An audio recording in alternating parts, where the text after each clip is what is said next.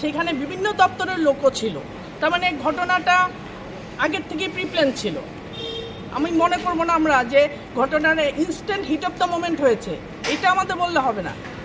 আমাদের টেকনিক্যালি কতগুলো ম্যাটার আছে, আমাদের লাইনটা কিভাবে ঠিক করতে হয়। আমাদের 11,000 ভোল্টের লাইনটা আগে ঠিক করতে লাগে, কারণ 11,000 ভোল্টের লাইন ঠিক হলে তারপরে আমার নেক্সট এলটি লাইন ঠিক করতে লাগে। এলটিটা আমি যে ঠিক করব, চার্জ করব, 11,000টা ঠিক না হলে আমি এলটিটা চার্জ করব কীভাবে? আমার তো পাওয়ার নেই।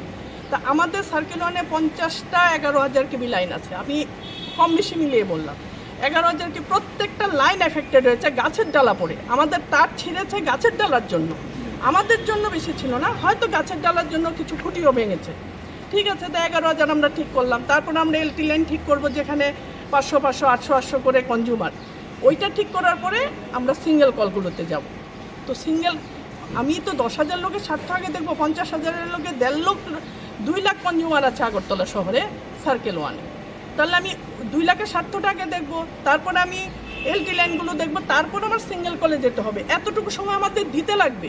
কোনো ভূভারতে এমন কোনো স্টেট নেই যে আজকে ঝড় হয়েছে কালকে পাওয়ার উঠে গেছে, কোথাও নেই।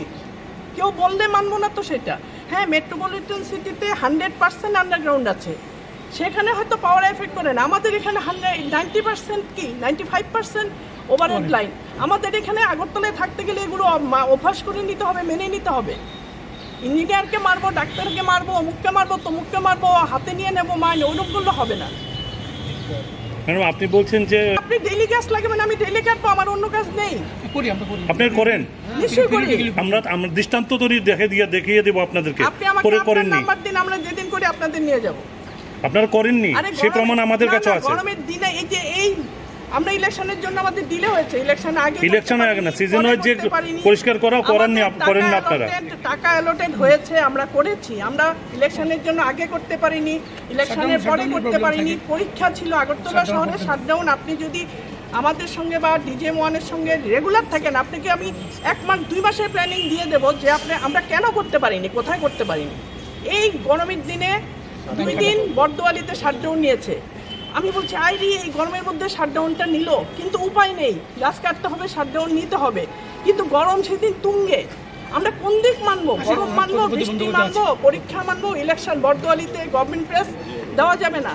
গভর্নমেন্ট প্রেস মানে সেই দিন আপনি দিতে পারবেন না, গভর্নমেন্ট প্রেসের ফিডারে আপনি লাইন কাটতেই পারবেন না যতদিন না অব্দি ব্যালট পেপার সাইন হবে। প্রত্যেকটা ইস্যুর জন্য আমরা কাটতে পারি না বা কাজটা করতে পারি না। এবং আগামী দিনে আমরা জিনিসগুলো আমরা প্রয়াস জারি থাকবে যাতে আরো কাটতে গেলে আমরা ফরেস্ট ক্লিয়ারেন্স লাগে, প্রতিবন্ধকতা অনেক আছে, ট্রিমিংটা করি আমরা।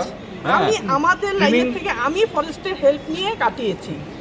আমাদের লোকরা লাইন টানতে পারছে না। কালকে সারাদিন শিপারে একটা বিশাল বড় গাছ, মানে সকাল 10টা থেকে 5টা অব্দি হয়েছে, মানে ওরা কেটেছে লাইনটা। তারপরে আমরা রাত্রেবেলা লাইন টেলে লাইন দিয়েছি।